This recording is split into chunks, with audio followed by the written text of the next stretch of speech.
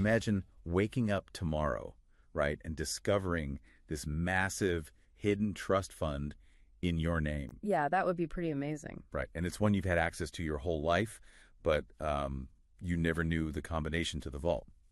Today we're looking at an excerpt from the April 9th devotional, Rhapsody of Realities by Pastor Chris from rhapsodyofrealities.org.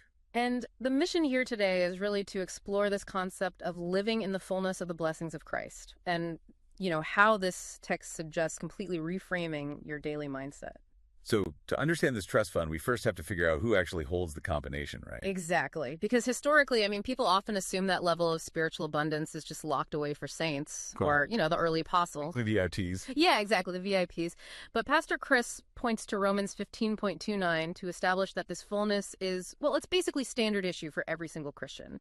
Which is wild. It's like realizing you've been flying standby your whole life when you actually had a first-class ticket in your pocket the whole time. That is a perfect analogy. But, if we all have this first-class ticket, the natural question is, well, how is it dispensed? Like, does God just hand over a lump sum on day one? Not exactly, no. The devotional takes a really fresh look at a famous line, Matthew 6.11, give us this day our daily bread. Oh, right, sure. And instead of treating that as just a vague plea for survival, it's interpreted as evidence of a divine daily budget. A daily budget. Right. God operates with a specific provision, an allotment of blessings mapped out just for you every single day. Okay, let's unpack this.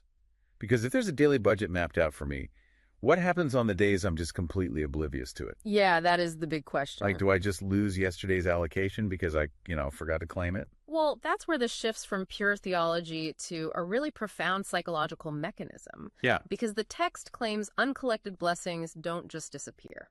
Wait, really? Where do they go? They actually accumulate as arrears, and you're instructed to actively, call them forth. Oh, wow. So blessings roll over like unused data on a cell phone plan. Yes, exactly like rollover data. And think about the psychological impact of that framework. By reframing missed opportunities as accumulated arrears, it effectively neutralizes human regret. Right, because instead of looking back and thinking, oh, I messed up, I missed my chance, you start looking at your past as this massive rollover reservoir. Exactly. It completely shifts a person from backward-looking bitterness to forward-looking anticipation. You stop grieving lost time. Right. You stop grieving and you start expecting an abundant supply. Now, if you're listening to this and thinking, this sounds suspiciously like the prosperity gospel, that was my immediate thought too. Sure, it's a very fair point to raise. Because if I'm just stockpiling spiritual rollover data to get rich and comfortable, that sounds incredibly self-serving. Is the ultimate goal here really just sitting on a mountain of personal blessings? It totally would be if the idea stopped right there. But Pastor Chris brings in 1 Peter 3.9, okay, which discusses being called to inherit a blessing. And this inheritance is meant to be a catalyst, not a retirement fund. Ah, got it. So the personal advantage is actually fuel for a much larger mission. How does that translate practically?